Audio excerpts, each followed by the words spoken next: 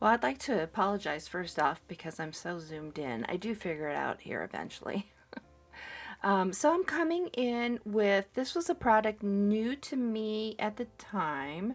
And I was really trying to discover more ways to use it.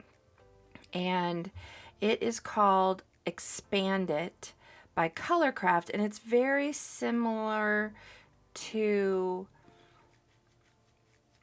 lava paste. So it reacts when you apply heat to it.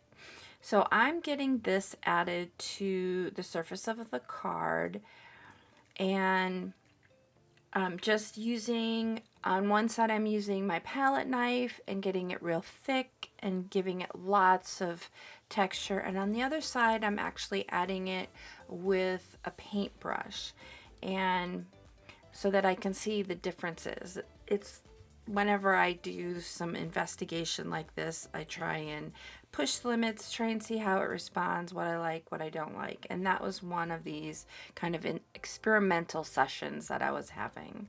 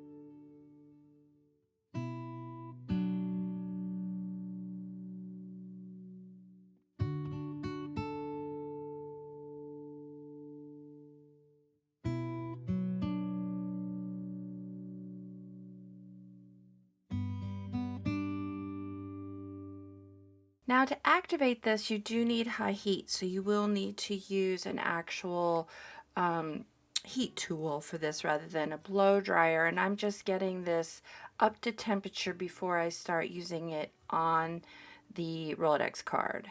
And as you apply heat, it just starts to puff up, and it holds the texture that you put into it when you apply it.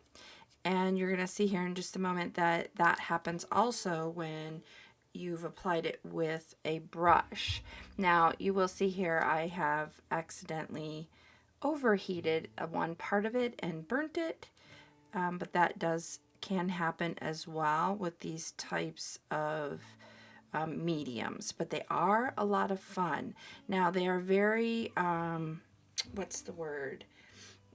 They are really poofy. They're almost delicate in a way. You could rub it off.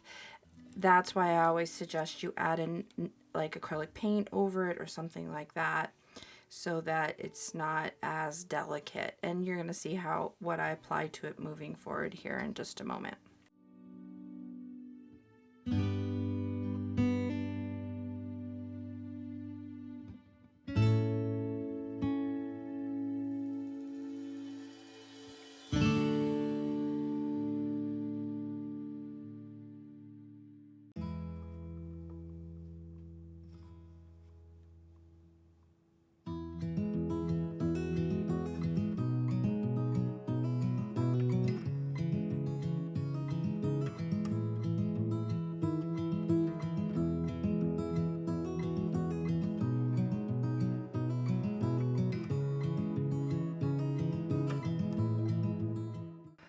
pulled out my spray box. This is just handmade out of an old box. And I am going to come in with some Lindy's Starburst spray and burnt umber and get that sprayed over the front of this card. And then I'm going to get it completely dried, and this time I'm going to use my hair dryer so it's not applying a lot of heat, because if I were to apply additional heat to this stuff will continue to grow in size, and then it will become very weak on the surface. Its attachment to the card would become super weak. And you can definitely see here how the color has really made that texture pop out. So I want to exaggerate that texture. So my original thought was to come in with something really bright, and I am trying to use up these gloss. They used to be available in a sprayer, and now they're available in a drop dripper top, which I think is really smart on their part. I converted my spray bottles into dripper bottles. So anyways, I'm going to get that applied to it. It's just really not going to pop enough. That Lindy's is water soluble, so I think what's happening is I'm picking up some of the color of that, and it's kind of making it a little murky or a little more dull. So I'm going to come in here in a bit with some white gesso, get that added to the tops of the texture, dry it, and then come in with some of that gloss in lemon. It's still not as bright as I want it, so I am going to resort to pulling out some paint markers in fluorescent yellow, and that is going to do the trick for getting that texture to really pop.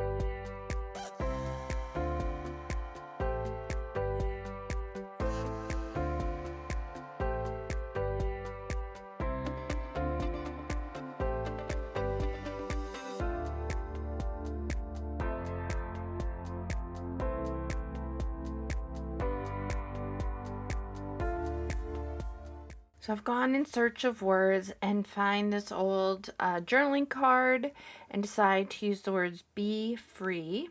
So I'm getting that cut out.